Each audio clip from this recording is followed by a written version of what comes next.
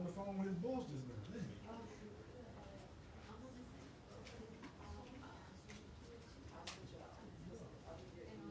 Huh?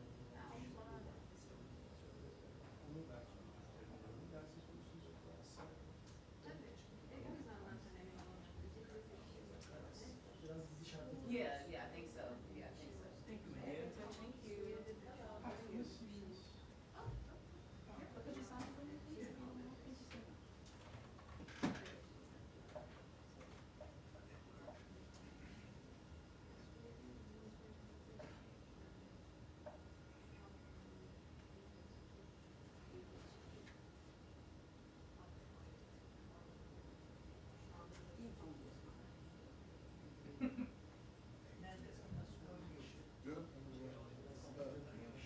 Not bad at all. And you?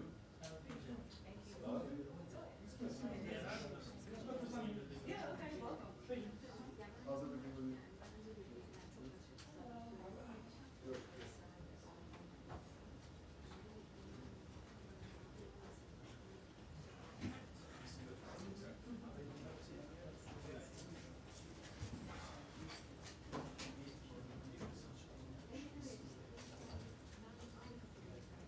Those of you just coming in, may not have heard, but the briefing has been pushed back to 2:15. 2:15. Thank you.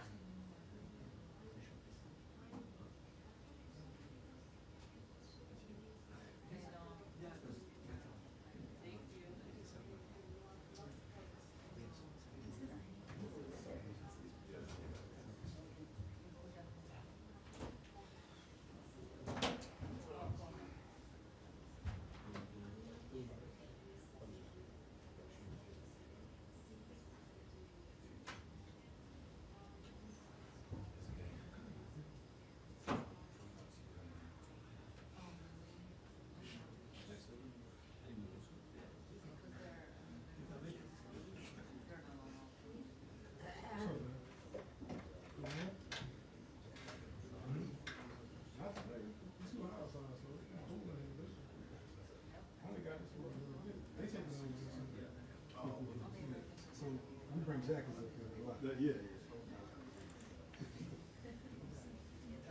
No. No, this is good GPS pictures. It's really good too. This is awesome.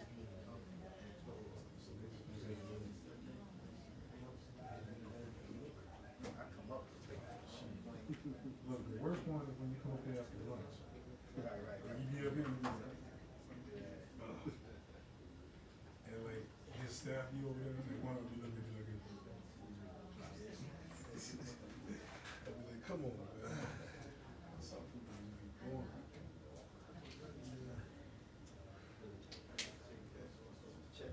Y'all still living for the night? September? I think that is. I know. I was leave the night, and then I come out like 11. Something that might change. So I'll go. Alan will go up. He'll stay the whole time, and then I'll go up the first week, and then Laura comes up to me. I don't know how y'all had it. We had some downtime, a little bit. I don't see any downtime at all during this. No, well, we got, if we get, let's say I work from 7 to 4. I'm still on call, right, like you are, because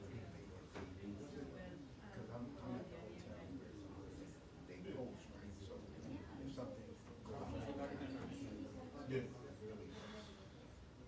not taking as many people as we did last year. It's going to be like maybe 3 to 4. So it's going to be a lot. So we don't see it. I'm just expecting it to be busy, but then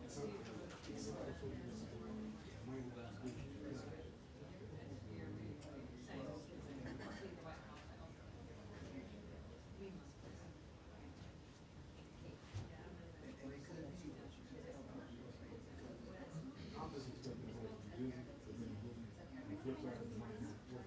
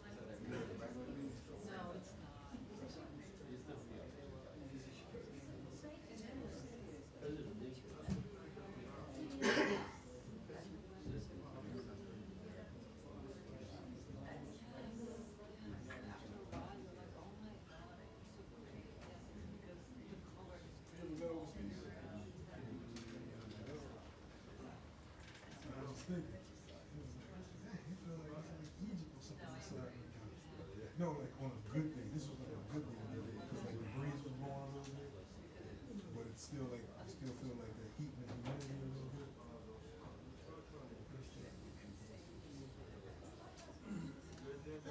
Yeah. I've been to Afghanistan, Iraq, Saudi Arabia, a few places out there.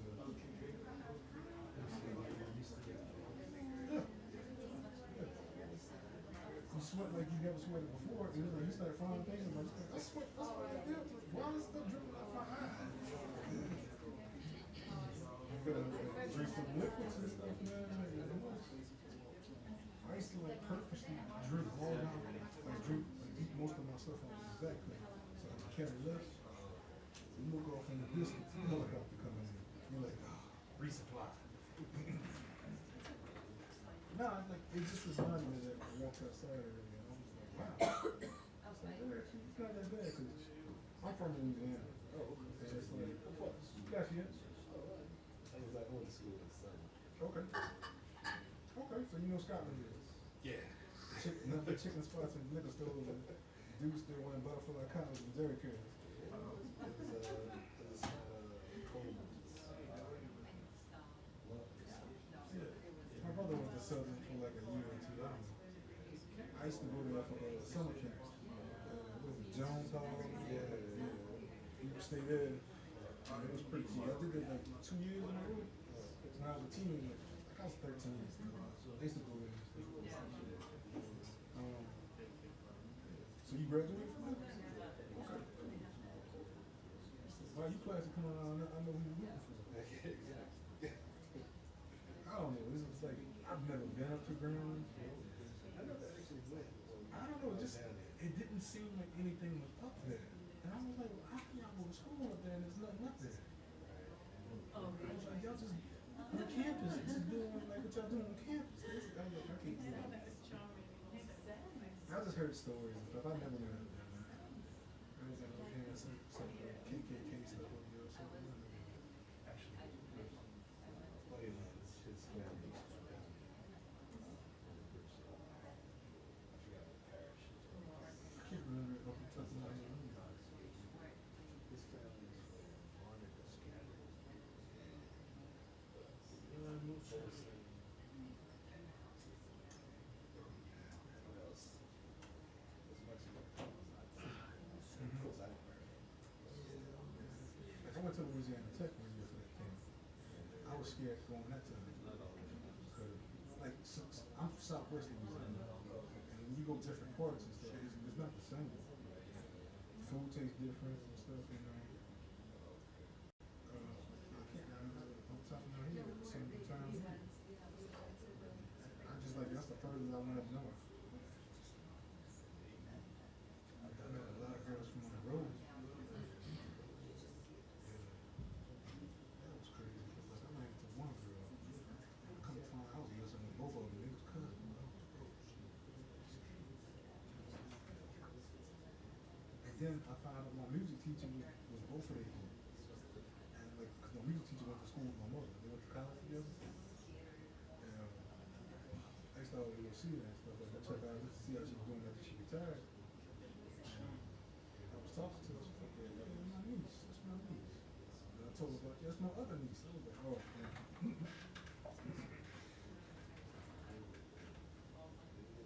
Yeah, that's a good time.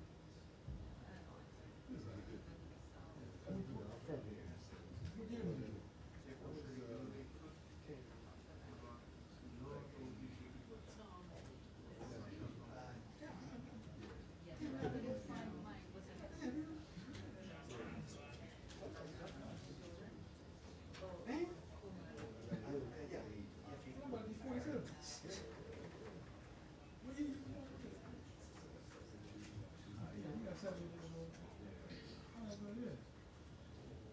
I was still in high school in 93.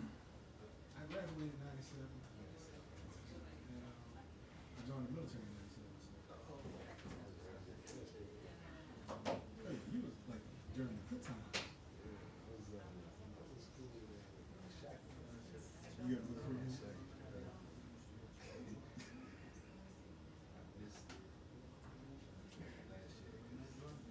I never went.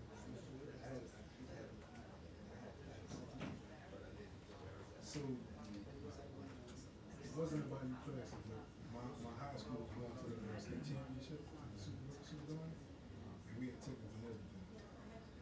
And my best friend wrecked his car that day because his girlfriend got him mad. And he took me to the championship, drove his car into a cow fest. Guess we're not going to the championship, and we wound up losing that. But anyways, I went to Cameroon. So Kevin Falk, Rangers, they all went to the school. Kevin Falk used to play for the Patriots. He still is. I still see him. He cool. He's had a Super Bowl ring. Very down home type guy. Yeah, kind of shaky. Because he's still like where his club at, it's still in the hood. And all the dudes came up together, and it's like it's called the Backstreet. It's called Winter Circle. They kind of known for having like after hours stuff going on. And they're like, yeah, I ain't going over there. I'll cool with that. They be doing that type stuff. And it's like everybody kind of like, they all grew up together. So it's like, I'm not from this side of town, but it was like I'm from the north side. Yeah, but it's like, So it's like when I go over there, it's like everybody knew me because like I went to school with them and stuff.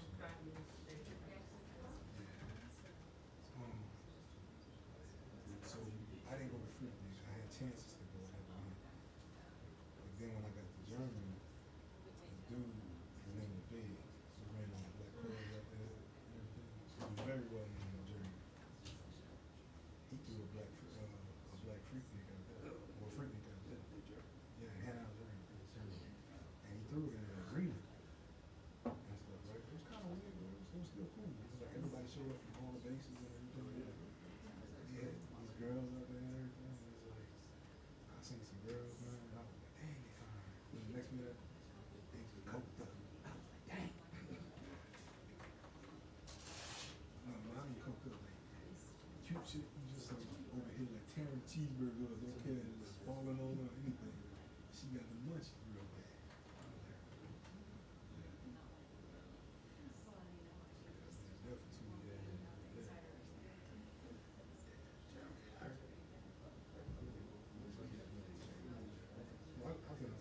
I've been all over Europe. I love Europe.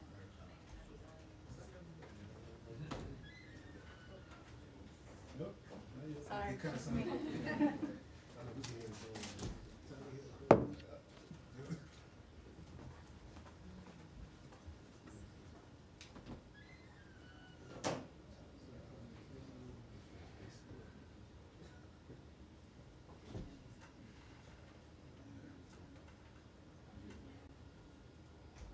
I've been out here since '97. I went to school out here for my job in FPV. I left, came right back out to Germany, stayed here for 8 years, left. Stayed 8 years, came back a few years later, mission out. I did my 20. My 20 was gone. I was like,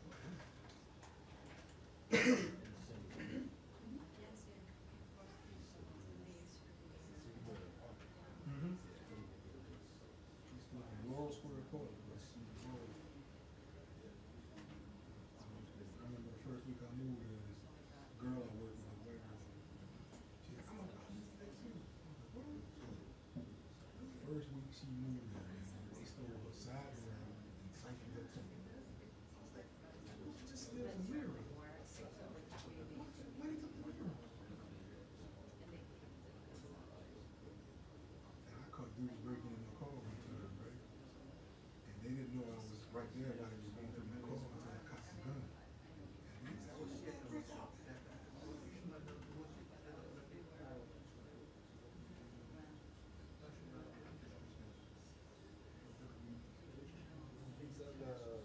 How far was that from?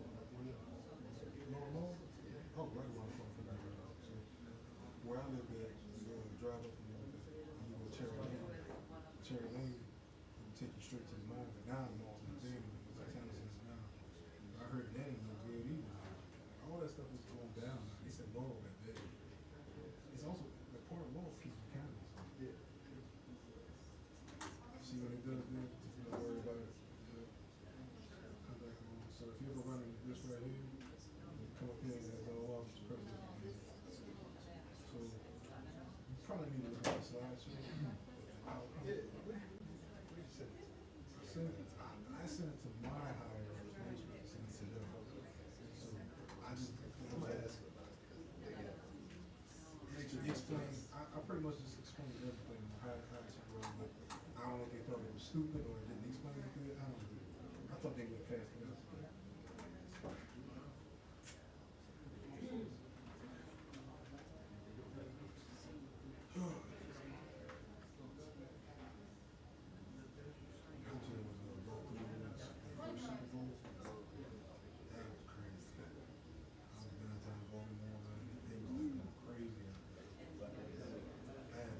City, 8 people in the sunroof. I mean, people was hanging out in the sunroof, all kinds of stuff. I got 8 people in a two-door car.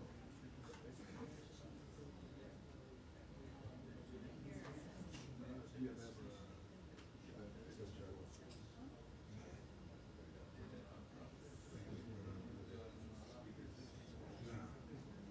You know what? I've always wanted Rams and I've always wanted a sound system. The most I've ever done to to my car was like change out the factory speakers and put like the Alpines in, the 6x9s and all that. I never had like 10-inch woofer or whatever, it was 12, 11 feet back. I never had that in my truck. And then it was like with rims, I could never bring myself to buy them because I felt like I would have buyer's remorse. So I was just like, people used to clown me, man, because I had a 207, right? 2000s. I used to clean that thing in the cold, everything. I get a hot bucket of water. You treat that thing like it's a big bucket.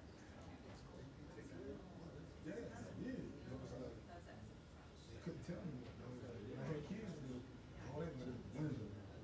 Because like I'm very like particular about like people keeping fingerprints on my car, especially after I wash it. It was like, you know, when I had kids, it was like, oh, that was the window. I'd just be looking at them like, just gonna touch the car, huh? Just gonna touch the car, right? That's like, all right, cool.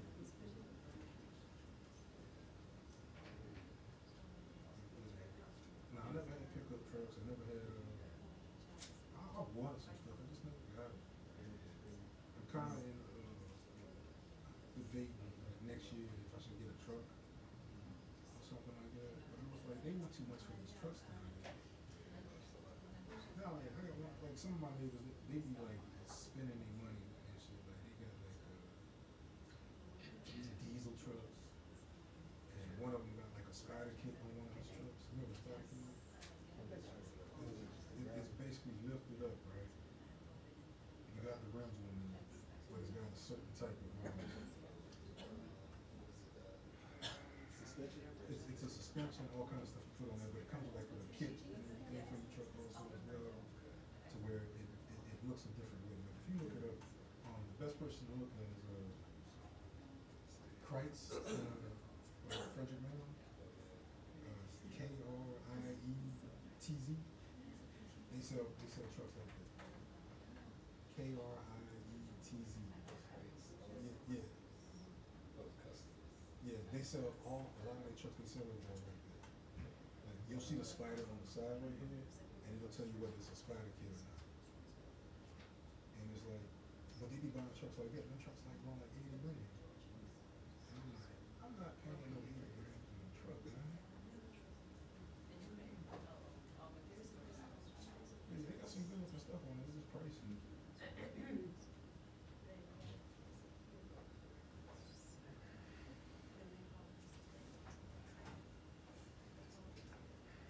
So she usually goes for 20 minutes. So I look like she usually goes for 20 minutes. Some days she might go a little longer.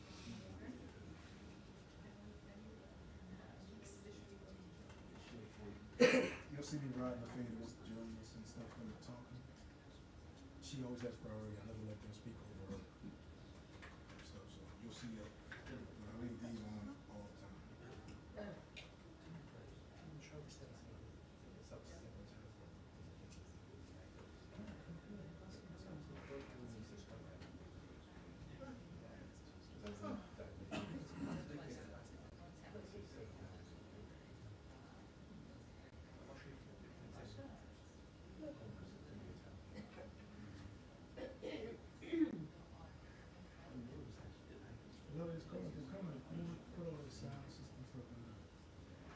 Shops don't even exist anymore.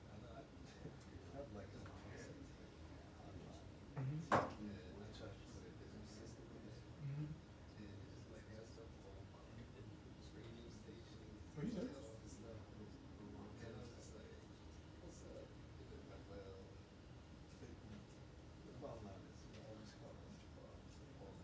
System.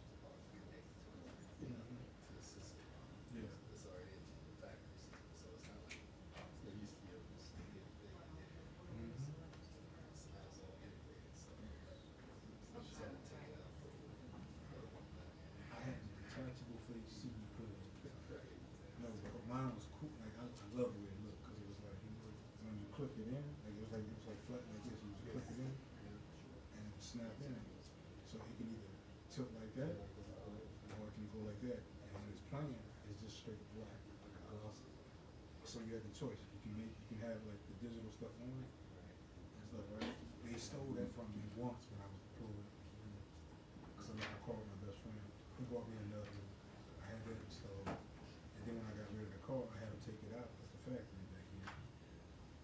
to my best friend. He never even used it. Now, this is how janky it was a nice CD player, right? It had a remote to it. Yeah. Like, hold on, I'm sure I do like this in my car. Instead of just, yeah, you know, and I had the expensive 6x9s and then all that. It helped a little bit. I mean, I never had no rims. And then I traded that up for a Honda Accord. I wrecked that. And then I bought a Lexus. I wrecked that. And I'm like, shit. Yeah, I broke my knee now. Yeah, that was a long story. But I think after that I bought an Infiniti, then I bought a Maxima.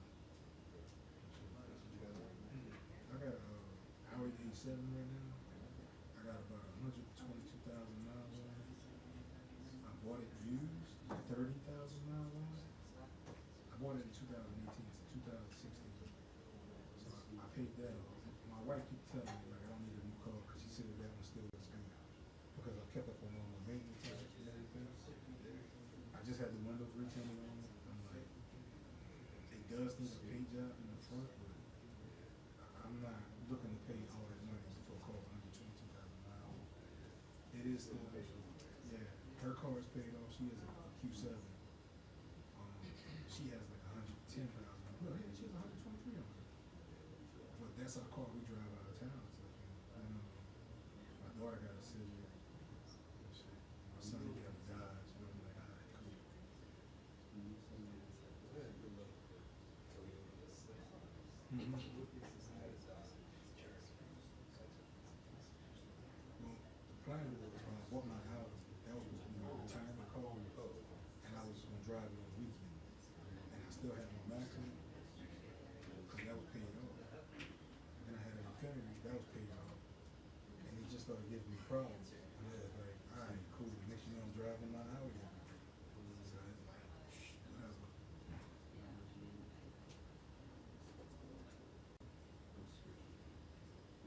I was gonna buy a new Audi, but it's like, you take a chance with these newer cars now because there's so many recalls on them because they have so much electric stuff in them.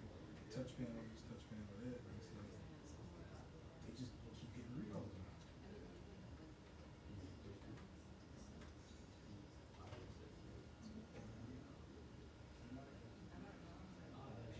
So, yeah, that's this thing. So if I look at cars, right, used cars, I find these out. You probably knew about it. I copy the VIN, and then I go to this website called VIN Spec. And you just paste it, it'll tell you how many recalls you got on it for the accidents. Because a lot of times, they lie about it. They'll show you the Carfax. The Carfax doesn't say nothing about it. They can smudge Carfax. I found that out.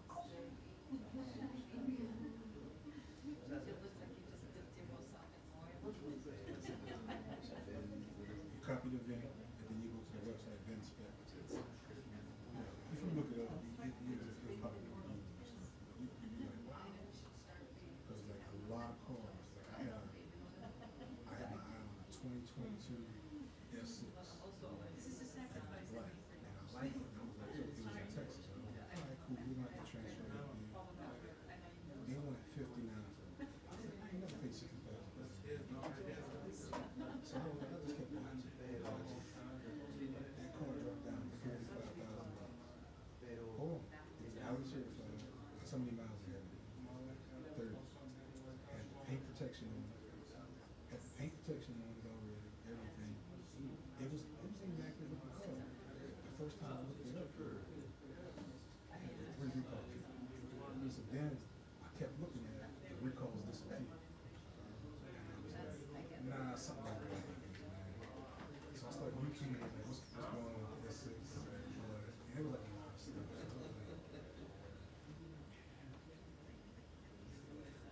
So I was like, I looked at Mercedes. It's just Mercedes. It's just one of those things I don't think I need to step into.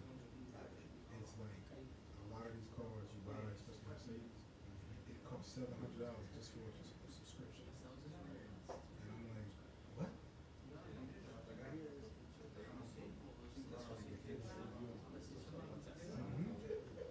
Yeah.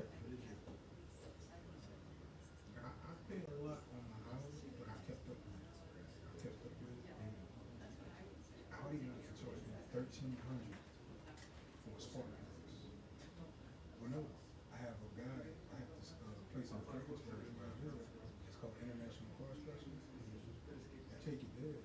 They're all Audi certified, Mercedes, Land Rover, every foreign car, they're certified. The only thing they can't do is recalls. So I took it there, and it was like, the helper spark was like 300. I'm like, that.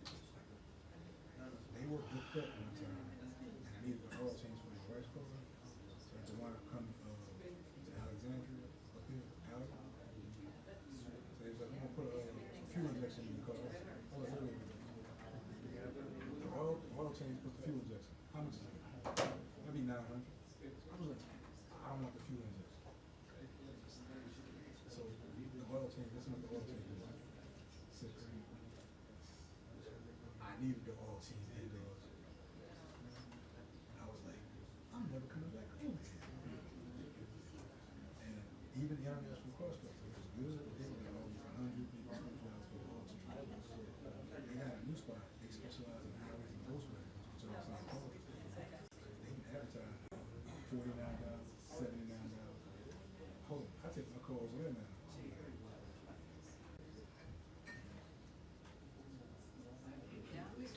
Paying that much, they doing the same thing.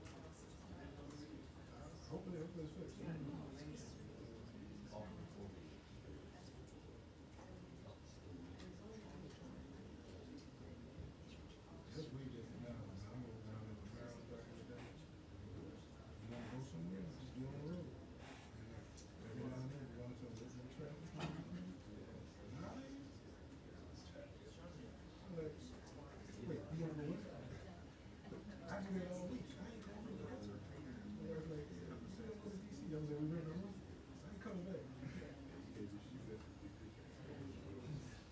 did that for her birthday. Yeah, her birthday. We came to the Sky Lounge or something.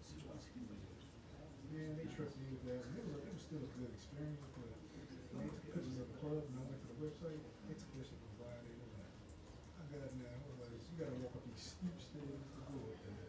And then when you get there, it's like,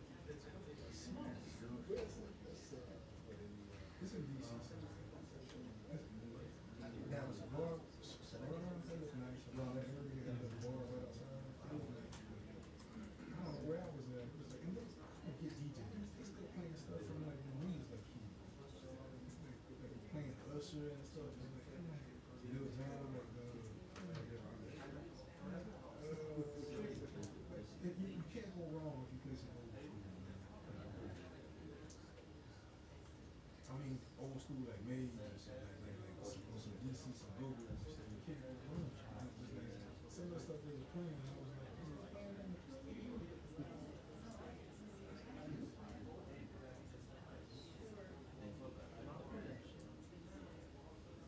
Oh, they savage in there, right? And I put my wife in this side, and they got these females behind me, and these groups are like that. And I was like,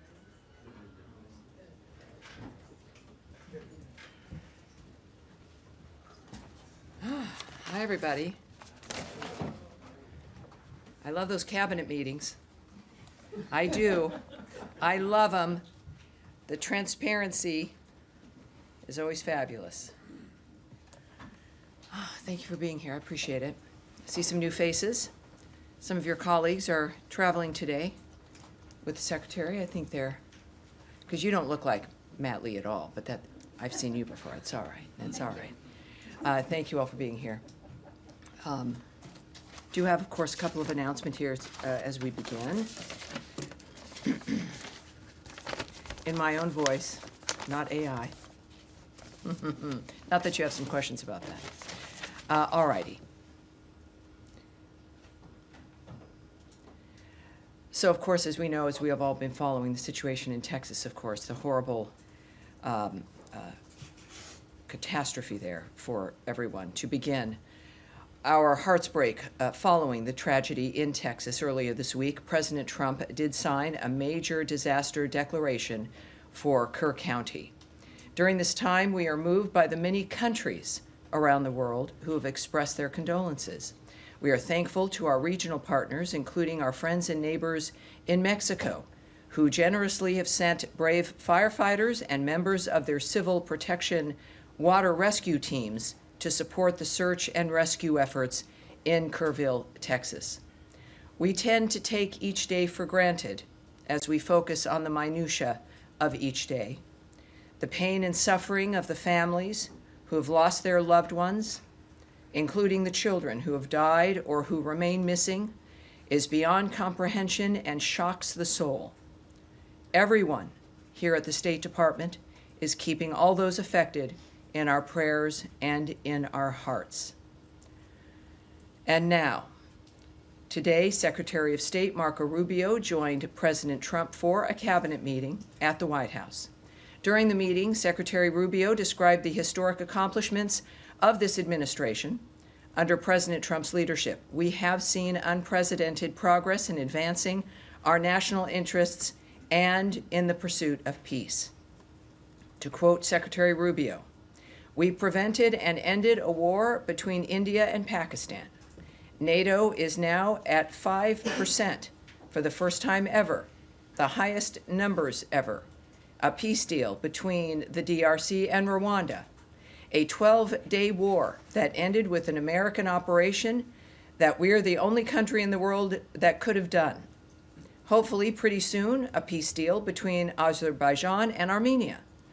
The entire Middle East and the infrastructure of it has the potential now to change because of Syria and Lebanon, and it hasn't even been 6 months." In addition, this evening, Secretary Rubio will travel to Kuala Lumpur to participate in the ASEAN United States Post-Ministerial Conference, the East Asia Summit Foreign Ministers meeting and the Asian Regional Forum Foreign Ministers meeting. He is also scheduled to meet with senior Malaysian government officials. In his first trip to Asia as Secretary of State, Secretary Rubio is focused on reaffirming the United States' commitment to advancing a free, open, and secure Indo-Pacific region. During this trip, the Secretary will highlight the strength of our comprehensive strategic partnership with ASEAN in delivering results for the American people and the people of Southeast Asia, as well as our commitment to building on our comprehensive partnership with Malaysia.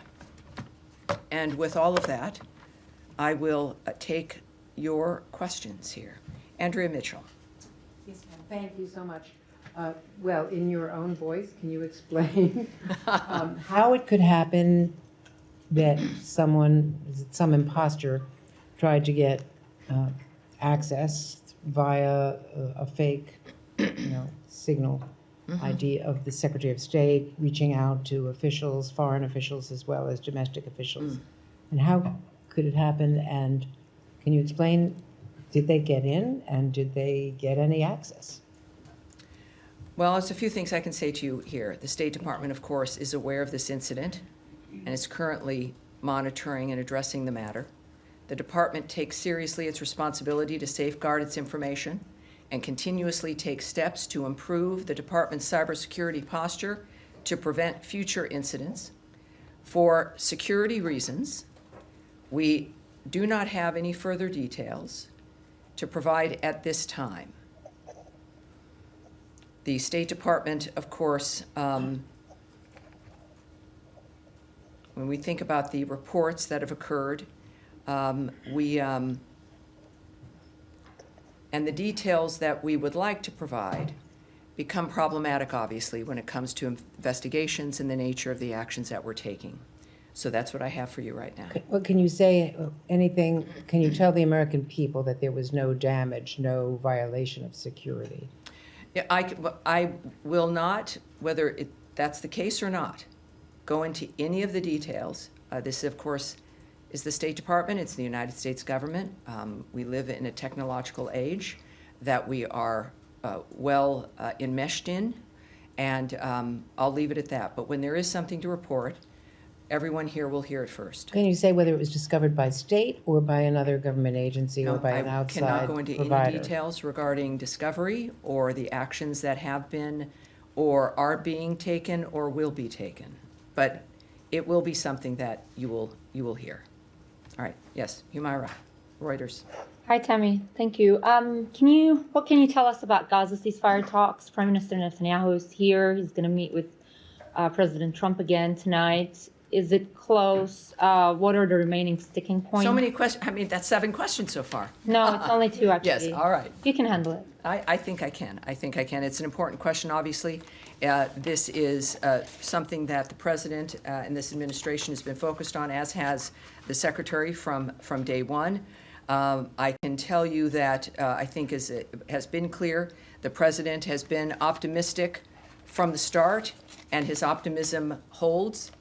He is very hopeful for progress. There was some commentary made, of course, at the cabinet meeting, which I do want to share with you. The Witkoff had also made some remarks. Is this in the book or in the paper here when it comes to the commentary? I think we're going to get that. You might see one of my specials coming up here in a moment. Because I want to get you specifically what, of course, the special envoy has said as well. So let's get that. That was what was fun, with a lot of people here at the State Department taking furious notes as the commentaries went around the table for the cabinet meeting. We have from both the special envoy and the president. Got on so many issues. But yes, let's get this. On the Netanyahu meeting, there will be another meeting this evening with Prime Minister Netanyahu. The President has noted, of course, Gaza is a tragedy, and everyone wants to get it solved. Ambassador Steve Witkoff says we're in proximity talks now. We had 4 issues, and now we're down to 1 after 2 days of proximity talks. So we're hopeful by the end of this week that we'll have an agreement that brings us to a 60-day ceasefire.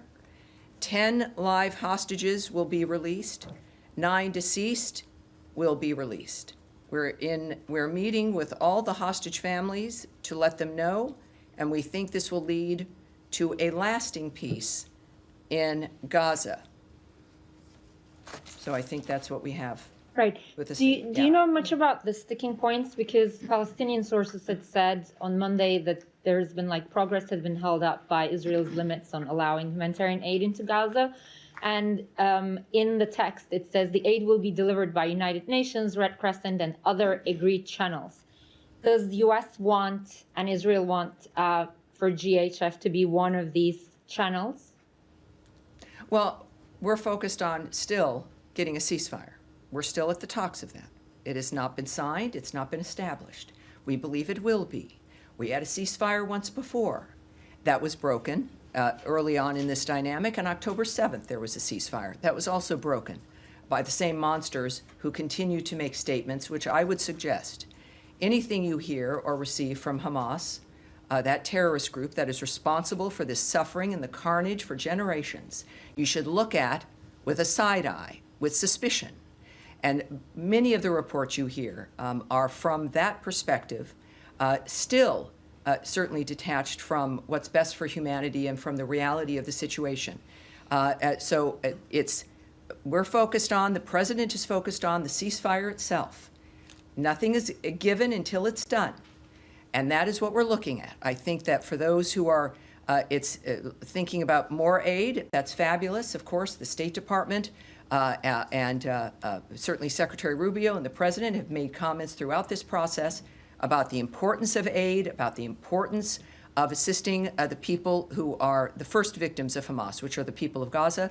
And we've stayed true to that principle, and we remain committed to it. So however many are going to participate in the rebuilding and in an end to the suffering, it's great news, but it has to be new ideas that can actually succeed, and we're on our way, of course, to accomplishing that. All right. Yes, Jillian. What was the Secretary's reaction to finding out that he was being impersonated and represented to allies and adversaries through this AI mechanism? We're not at a point here where I will discuss or portray what actions are being taken or his reaction. The Secretary, great news is, of course, he is very transparent, quite transparent, and he's direct with everyone. I think that any description of his reaction, of course, belongs to him, and I would suspect that at some point we'll have that for you. There was this press conference today, the Secretary of Defense and Agriculture were talking about the threat that the Chinese government poses here in the United States with the strategic acquisition of farmland that's near military bases. What is the State Department prepared to do to hedge against those kinds of intrusions? Well, it's an interagency kind of decision and discussions that go on, also negotiations, the nature of a full whole of government dynamic. When you're dealing with agriculture, you're dealing with Homeland Security, certainly, and the equities that the State Department might hold. I won't discuss what our actions would be or what the specifics would be. I'm sorry, I have a lot of not answers for you today at some point, but I would say that as soon as we have some kind of action, we'll let you know, but it's not something I can remark on today. Can you talk at all about if the sort of writ large, if the department sees this as an ongoing threat as well? Well, that would require me to speculate or talk about an opinion framework, which I can't do, certainly at this point. But we'll have something for you soon. Yes, ma'am. Hi, GHF had said that it was undergoing an independent audit as a condition of getting U.S. government funding. Has it, in that it would turn over that audit to state in July, has it turned over that audit, and will the State Department make that public? Well, I can tell you that for any aid, of course, there are some requirements. In this case, there's ongoing benchmarks, et cetera. So this is something that we follow and will expect certain details, to say the least. At this point, what I can tell you is that we're looking at their track record now, which is now at 66 million meals to date at 3 distribution centers, which they hope, of course, to expand. And whatever our requirements are regarding aid, this aid and any other aid, I won't discuss here at this podium, but it certainly is a standard that is worthwhile and matters based on, as you know, we've done a huge revamp of our foreign aid framework, and it's based on making sure that what happens meets our standards, our vision for what's best for America, and our values. And at this point, it's clear that we believe GHF has the potential for that, and we're moving forward. So as soon as there's more details, we'll get that to you. On that topic, does the State Department disagree with the counts of international bodies and aid groups that hundreds of Palestinians have been killed, have been shot trying to receive the aid? And if not, what is the State Department assessment, or what is Israel saying about how many, if any, Palestinians have been killed? Well, we know Israel has some investigations ongoing regarding what has transpired in a war zone they did not want, a war zone they did not expect, a war zone created exclusively by Hamas, which now is thinking about a ceasefire and looking at it, which is nice. But this could end in a moment, as we all know, by releasing all of the hostages and by putting down their arms. They've chosen not to do that. In the meantime, in a war zone, and this is what the drama has been and why humanitarian aid has been so difficult, it's dangerous. It's a dangerous thing. People have weapons. Terrorists have weapons. They shoot people. They're holding hostages. They're maniacs. And we have endeavored to push through that to get aid to the people of Gaza without it being stolen by Hamas, which has used it, which has weaponized it, essentially, to enrich it themselves, to purchase more weapons, to build more weapons, and to terrorize local residents. They're not stealing it because they care about the lifestyle or the quality of life of the people in Gaza. If they did that, they wouldn't be a terrorist group, and they wouldn't have attacked and murdered 1,200 Israelis on October 7th. So it's about getting the aid where it belongs to the people who need it without putting it into the coffers effectively of the terrorist group causing all this death and destruction. Yes, Tom. On the future of Gaza, I mean, we know you've been very clear, says the President and the Secretary, that Hamas can't be a part of that. Correct. So what is the administration's vision for the future governance of Gaza? Well, the President has made clear, Secretary has discussed as well, the fact that Hamas cannot be a part of Gaza, of any power framework. It cannot exist, is the word that the Secretary used. This, however, as the President has also stated, the future of Gaza, it should be in the hands of the Gazan people and in that region. So this is not just our vision or a dictation of what will happen. This is about the countries, our partners in the region, who have been actively working to implement the new ideas that the President has asked for. So I won't speculate on what that will look like, but if this moves as we hope it would, which is always quickly under President Trump's direction, is that we'll see that sooner than later. And one thing I can tell you is that it will not involve Hamas. But just to follow up on that, I mean, that suggests that the US doesn't have a sort of clear vision for what the best future governance is. Well, no, it suggests that there's some things that I won't exactly tell you today. But so there is a vision, but you're not setting out what it is? Well, clearly we have multiple nations dealing with an issue that has gone on for generations, where people have said that they want it to end, they want it to be solved. The results have been not good, ending up in Hamas in this kind of dystopian dynamic. And then President Trump comes back and says, I want new ideas. This can't continue. Working with all those nations in the region, hand in hand, to come up with a new idea. What that new idea will be, I can't describe, but they're not playing tiddlywinks. But just to They're clarify, actually making, having a vision for the future of how this constructively could work. But just to clarify, does Yes. that include the possible, as the administration terms it, relocation of Palestinians from Gaza? I won't discuss the details. Because when the president was asked about this in the White House last night, his first reaction was to defer to the Israeli Prime Minister about that very question. I mean, he didn't answer it. Yeah, I think that when I refer people to other agencies or to other people, it's either because it's more appropriate or because it's something that is not correct for me to speak about, or I don't have the details.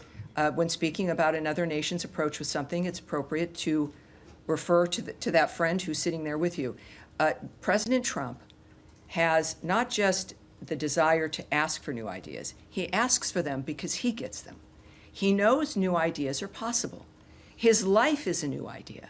The nature of what he's accomplished politically is a new idea.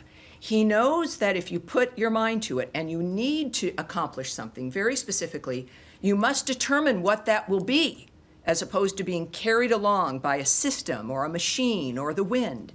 So when he lives his life that way and he knows that it works, it's not always easy, but that sometimes it's the only way, if not most of the time, if you want real success and real progress, is to have the new ideas. And that's what we're waiting for, and it will not look like what's happened before. Although that yes, isn't the a other new Tom. idea. Yes, sir. Thank you, Tammy. Just going back to Gaza, can you tell us what that one remaining issue is that Special Envoy Witkoff described or referenced earlier? No, but I'm sure we'll find out. And another sort of simple question. Of course. By the end of the week, does that mean by Friday, by Saturday, or by Sunday? I think generally it could be the collection of the days at the end of the week. I'm not going to specify because we know how things can happen. The president is leaving on a trip today that originally he was going to be leaving on a couple days earlier. The world happens. These are men and women who are at the forefront of deliberate change, and they're determined to be managing it. So these are the people who understand, and that's a very specific thing to say, even though it was kind of end of the week. I would say, to clarify a little bit more, I would say probably the end of the week. Yes. Thank you, Tammy. Two separate topics. Before that, just to clarify, you meant the president leaving today for trip, or the secretary? No, the secretary. Obviously, the secretary. Did I say the president? Well, I'm Secretary of State Marco Rubio. Yes, both men are on my mind. On Ukraine, I would appreciate if you help us understand whether the president's latest assessment of Putin will lead to any real policy change when it comes to arms shipment issue. Are we back to pre-July level, or is this administration now committed to deliver on all the previously made commitments? Well, I mentioned in our last briefing when there was some concern and hubbub about arms shipments stopping from the United States to Ukraine. And my warning then was, wait a minute, that this is one situation, that you should not extrapolate it as a new policy or position, that we have been and remain Ukraine's biggest supporters. We care about those people. We care about making sure that they have what they need. The president has been very vocal about the wholesale slaughter that has been going on and how it has to stop, how there has to be a ceasefire, and how it has to be between the two parties. Within that, I noted that, of course, wait, and here we do now have, besides a phone alarm, we have, of course, the resumption of weapons shipments to Ukraine. The president has been vocal about this. Without the details of exactly what, the president feels obviously very passionate and determined regarding the ability of Ukraine to defend itself. That's the commitment. And Caroline Levitt, my colleague, noted just yesterday the shipments pause was part of a standard review of all weapons and all aid the U.S. is providing all countries and all regions around the world, not just Ukraine. And a few days before that, President Zelensky noted about his phone call with President Trump. We had a very good call, I think a very strategic call, We've been helping them and will continue to help them. This is the President speaking about Zelensky. It's a pretty tough situation. So again, we've been helping them. We'll continue to help them. It's a pretty tough situation. And so that's our position. It's what it has always been. I'm glad that there's some clarity here after Thank last you. I do have follow-ups, but I'll leave it for Yeah, another day. well, yeah. Second topic. Going back to your opening statement on the Secretary's speech during the cabinet Yes. meeting, he talked about Azerbaijan and Armenia. I'm just curious whether there's any active U.S. involved U.S. lead mediated process right now going on. What makes the Secretary believe that there's a happy ending there? Well, that's a good question, and we'll have some of that for you, but it was important enough, of course, for him to mention. We're excited about the multitude of arrangements and ceasefires and changes that we've been able to be involved in. The Secretary noted that for a reason, and when we have some more details for you, I'll get it to you. Thank you. All right. Yes, sir, in the back there. Can I ask a question on Iran? The President mentioned yesterday that the Iranians have requested a meeting. Your Iranian counterpart today countered that and said there has been no request on the Iranian side. Is there a misunderstanding here, and are you still communicating via the Omanis, or are there other countries involved here? Well, I would say that I don't have a counterpart in Iran. I'll say that right now. But I would remind you that our commitment to all of these issues remains. The President has been very public in saying that he wants Iran to return to the normal collection of nations. Our commitment has been steadfast through all of these conflicts, and now is a time for Iran to take advantage of that. But we've, of course, seen them do certain things that have not been helpful, like withdrawing from the IAEA, et cetera. But President Trump is determined to have success there for the Iranian people and for the world and for the region. So I don't have details for you now about what may or could happen, but I do know that the President remains committed to a world at peace and to doing everything he can to make that possible. Yes, and yes, sir. Thank you so much. Has any meetings with Iran been scheduled yet, or are you still discussing to set up a meeting with Iranian in somewhere in Middle East or in Europe? You're asking about the Kurds? No, I'm asking about this. This will be my second question, actually.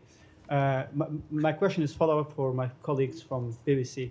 Has any meeting scheduled with Iranian yet, or you are still working on that? I can't speak to that at this point. Okay. And my second question on the yes. Kurds. Yeah. Could you share the State Department's comments regarding the recent meetings between the Kurdish-led delegation with the Syrian interim government in Damascus, and how does the department view Damascus' apparent lack of response to the Kurdish delegation's request to continue their dialogue? That's good. That's a good question, but we have to take it back. I know there can be something. There's a lot of course, action and change, courtesy of Ambassador Barak, our ambassador to Turkey, who's leading the reformation, if you will, and the assistance to Syria. The Kurdish position there, of course, is of interest to many. And so we'll get that back to you. And lastly, about how do you see the recent dispute between Karachi and Baghdad over the budget and oil issue? Is this about the salary payment still? Exactly, yes. Yes, well, as we know, that's been a long time issue. I appreciate you staying on it, many others staying on it as well. I can reiterate for those who are unaware of the situation, which, again, the Middle East changed a couple of weekends ago, right? It changed dramatically. But I can tell you that we continue to urge Baghdad, in this case, and Erbil, to resolve their issues through constructive dialogue. That has not changed. We still want that. Resolving this salaries issue sends a signal that Iraq is creating an environment in which U.S. companies would want to invest. That, I think, is even more heightened now than ever before with the potential. Successful resolution would also send a positive signal on broader cooperation for the benefit of all Iraqis, such as the reopening of the Iraq-Turkey pipeline and additional energy exploration, including with U.S. companies. I know that President Trump's vision of a peaceful world is one where everything is possible, Iraq fits into that, obviously, as do the Kurdish people. Nothing is impossible, and we've got the leadership that I think can take us there. Next to, Me? yes, sir. Thank you. As we know, after October 7, 2003, always Prime Minister Netanyahu talking about the new Middle East. And President Trump is very concerned about the stability and peace. Can you update us now, Prime Minister Netanyahu here in town? Do you continue to support Israel for peace and stability in the Middle East and fight terrorism and proxies in the region? I think it's pretty obvious with the relationship between President Trump and the Prime Minister of Israel, Netanyahu, as well as the Secretary of State and his comments and his relationship as well. Our involvement in the issue of defense and supporting Israel's defense of itself. It's clear that now opportunities have opened up as terrorist death squads of the region, having been supported by Iran, remain on their heels. And it's a very exciting time. It's a time where people who perhaps felt that this was the only normal or the new normal are realizing, as people around the world are, that things can change for the better. This kind of suffering is not perpetual. It can end. And that is what I know President Trump is focused on and why we have the friends that we have and the actions that we take, because a safer world for the United States, considering all that is asked of us, which we respond to with, I think, incredible generosity. It is our nature as a nation made up of people who wanted freedom and liberty, is that a peaceful world is the best thing for the United States and every other country. And that is our goal, and we search for that and work for that with our partners throughout the world. Ron? All right, yes, in the yellow. Thank you, Tammy. Ambassador Barak was in Lebanon, and he received the response, like the Lebanese response on his proposal regarding the ceasefire between Lebanon and Israel. What do we expect after this? And publicly, he was positive regarding the response. Yes. Can you walk us through what happened? What? Well, Special Envoy Tom Barak, also again the ambassador to Turkey, is a remarkable individual. He's got an assignment that is difficult. Of course, he visited Beirut. He is not a man who pretends. And so you're seeing a public explanation or description of his attitude about what's happening. You can believe in that. He has said that he was unbelievably satisfied, as one example, with the Lebanese government's response to calls to disarm Hezbollah. Now, there's a transparency, I think, that President Trump has set for everyone that moves with him, that has aligned with him. And that's because the American people deserve transparency, that we, for too long, have not had it. And so, yes, while I won't characterize private diplomatic conversations that any of our leaders have, the fact of the matter is you can listen to their own words, you'll see and hear the honesty, and you'll be able to make your conclusions from that. Yes. Yes, sir, with the beard. Thank you. We heard Israel's Prime Minister Benjamin Netanyahu saying that U.S. and Israel are getting closer to finding countries who will take in Palestinians. Can you tell us who are these countries? Are they in the Middle East or outside of the Middle East? Well, we know that this has been through conversations and discussions, a part of the ideas that have been discussed or, I suppose, contemplated.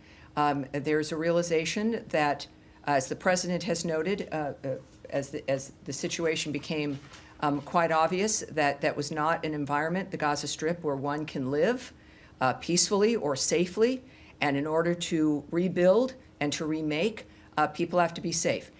Where we go with those conversations, I won't discuss the end result, but we are at a point. What is this, Tuesday?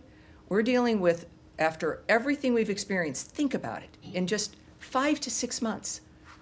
What has changed already? The Secretary noted that a bit in his remarks at the Cabinet meeting.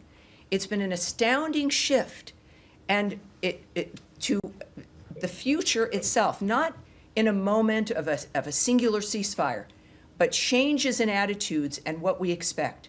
So I would say that there's a belief in general that things can change, that the people themselves are what's being considered first and foremost, and it's the regional partners, the nations in that region, who also have an overwhelming interest in the destruction and the carnage ending. And so we'll have to wait and see who is going to participate in how we make this a better future for the people of the Gaza Strip. All right, and yes, sir, go ahead. Yes, I wanted to... Tell me your name, by the way. You're in for someone? Yeah, I'm James Laporta from CBS News. Great. Hi there. Hi, James. Thank you for CBS. having me. I wanted to take us back to Russia-Ukraine for a minute and something the president said. And I'll give you the quote. Quote, "We get a lot of BS thrown at us by Putin. If you want to know the truth, he's very nice to us all the time, but it turns out to be meaningless." How is the president going to negotiate a peace deal when everything that Putin says is meaningless? And to be fair, this is something that people have told the president for a while now, that what Putin largely says is meaningless. Even President Zelensky has said that, and the president has largely dismissed those concerns until recently. I would urge you to be cautious about presuming the nature of the choice that the president makes, what informs his actions. Don't project onto him that he's dismissed concerns or accepted them. I've not been involved in high-stakes peace negotiations between nations, one of which is a nuclear-powered nation with nuclear weapons. Many of these issues are dealing with nations that could obliterate people in a flash. So I'm not going to presume, and none of us should, the nature of the choices that President Trump specifically makes in his determination to save people's lives and to end the absurdity of what has happened in some of these situations. He tries. He doesn't give up. He talks with people. He knows he can persuade people. He knows Vladimir Putin. There's an effort, and he was committed and remains committed to diplomacy first. But he must know that when there's a limit to that, and he believes, as I think we all should, that people, as they're portrayed in the media, can be one thing, but also that over time people do change for the worse or for the better. And President Trump is going to make a decision based on the private conversations he's had, the people that he knows, the other people involved in the negotiations, the advice he receives, the guidance from his cabinet, but also his own judgment, which has been remarkable, and his transparency. So you hear his assessment. Right. When it comes to when you make a deal with someone or something is arranged, and the secretary has noted this also, is that you don't make a deal with someone because of trust.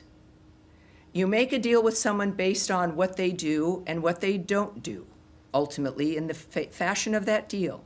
So otherwise, with people who cause death and destruction around the world, there would never be any arrangements because there are many people you can't trust. But it's about setting a stage where people must comply with a certain dynamic or there's a price to pay.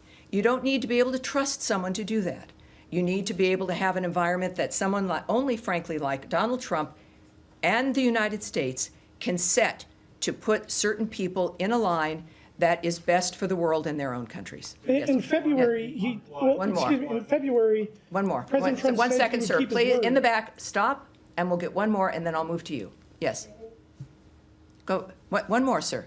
Sir, James, one more for you. Well, in February, the president did say, I think he'll keep his word. I've known him for a long time. I think he will. I don't believe he's going to violate his word. Isn't that based on trust? Well, it is. He says that, he tells you what he's thinking, and then the whole point of negotiations and dealing with this kind of thing is based on time and actions that pass.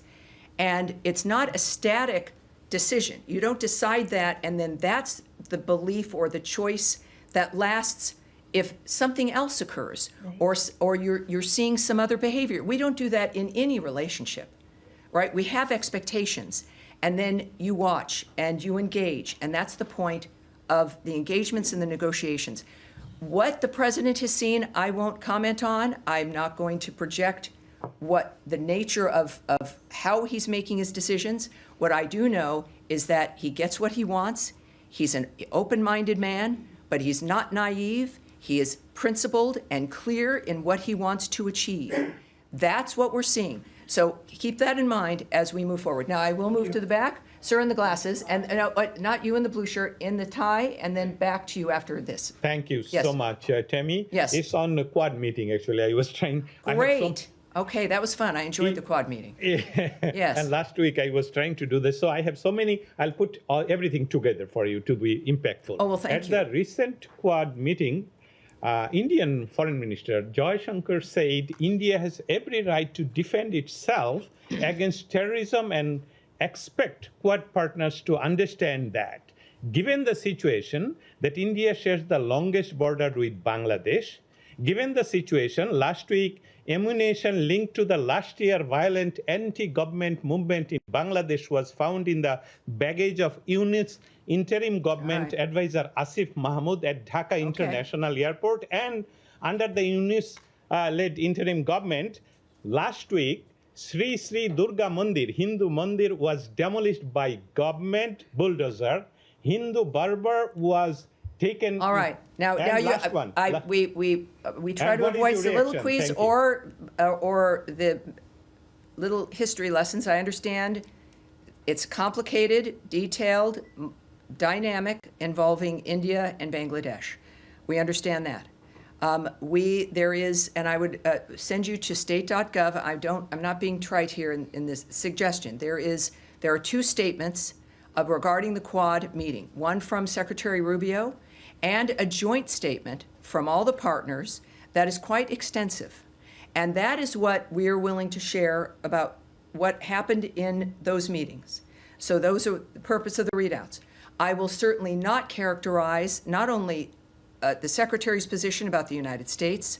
I'm not certainly going to characterize India's or any other nation's position or statements in what is a diplomatic meeting, but I would suggest you see that joint statement, and I think we'll be in good shape. Now, behind you in the blue shirt. Thank you, spokesperson Tammy Bruce.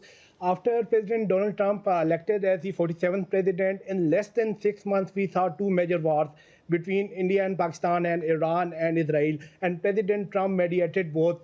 Pakistan first nominated him for Nobel Peace Prize. They did. And now Israel. How you see this? And second, ma'am, you have been asked 2 times before. What is He's counting. Yes, okay, keep going. In Pakistan, when there were elections here in the United States, there was much enthusiasm. A former Prime Minister Imran Khan is currently in jail. What is your official take on it? Do you see it as an internal matter of Pakistan? What's the take of this administration on Imran Khan's imprisonment in Pakistan? Well, for the administration's opinion regarding Mr. Khan's situation, I would ask you to check with the White House and my colleague Caroline Leavitt on the issue of the fact that President Trump has been nominated now twice. Certainly by the latest by Prime Minister Netanyahu regarding our work for peace regarding Iran and Israel. We'll see. I think the president has made it clear that he doesn't expect ever to win something of that sort. And yet, the issue for him, the prize, is his success. The prize is the end result, and humanity will be the deciders and the judgment of the nature of what he has contributed with his life. I think that, frankly, in my opinion, transcends the Nobel Peace Prize, but he deserves every prize. He deserves this one for the Abraham Accords. He deserved it.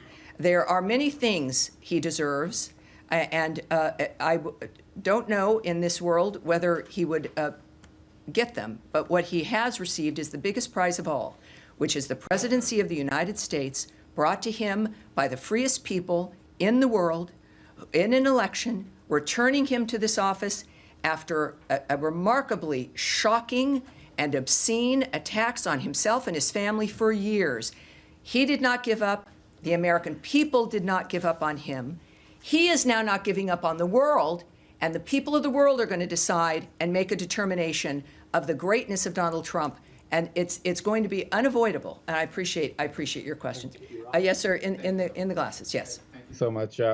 After the ceasefire between India and Pakistan, Pakistani government and army chief appreciated the efforts of President Trump and nominated him for the Nobel Peace Prize. But on the other hand, Indian Prime Minister Modi and his cabinet members continuously saying that President Trump has no role in the ceasefire between India and Pakistan. Even Jay Shankar, when he met Secretary Rubio last week, after that meeting, he told media that President Trump has nothing to do with the ceasefire between India and Pakistan. Sure. So what are your thoughts on these lies and rogue behavior of Modi and his cabinet members?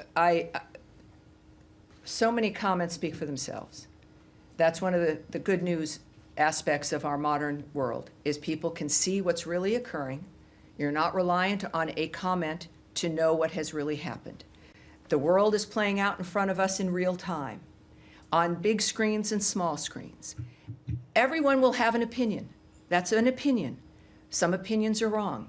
Mine rarely are, but other people's opinions can be wrong. But that's what we get to do, is an analyze and judgment. And the fact is that we understand in front of us every day the clarity of what's transpiring in our world. We're the first generation of a couple generations here. So many of you are much younger than I am. Where my generation, perhaps I would say, growing up with a big TV that had the turn dial, and I was the remote control. It was, Tammy, go change the channel.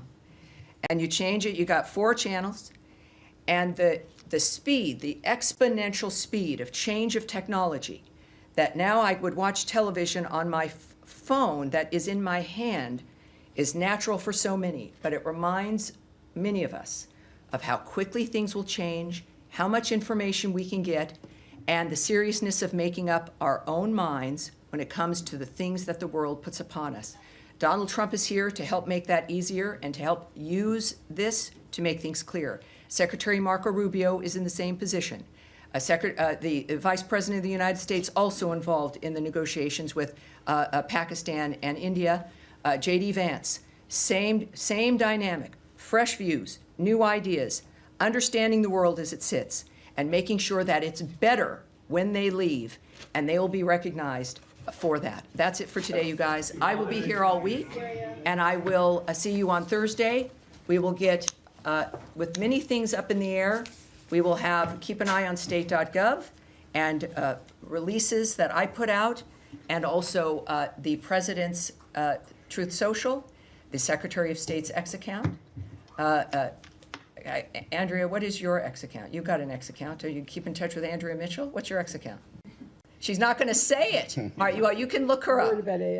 And what am I at? State DEPT Spox, SPOX. Stay in touch.